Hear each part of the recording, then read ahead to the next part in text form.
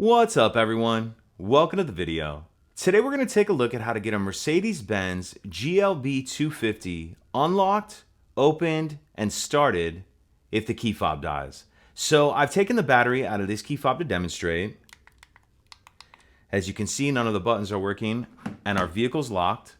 So the first thing we want to do is remove the emergency key that's in the bottom of the key fob. That's done by pressing this button here on the back of the fob that my thumb's on, and the emergency key will pull out like that. Now I'm going to use this emergency key to remove this cap on the driver's door. So if we take a look underneath, we can see there's this slot right here that I'm touching with the end of the emergency key.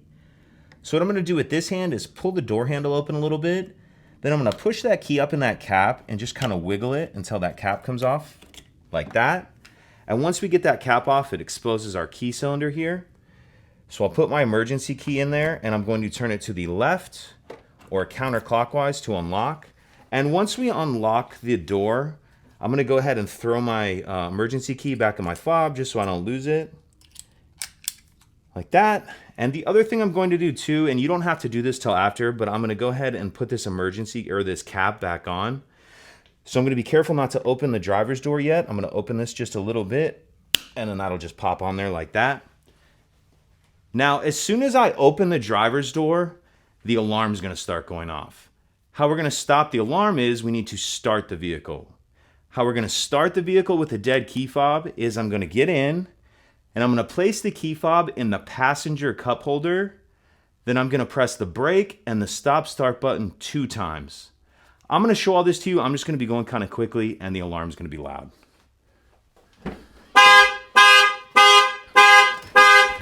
So I'm going to get in, place the key fob in there like that, brake, 1, 2.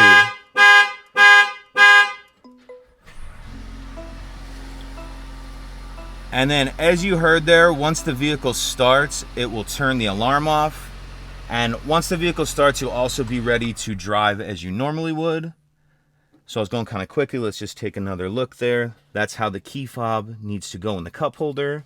And if we pull that key fob out, you can actually see in the bottom there, there's a little icon of a key. So that's it.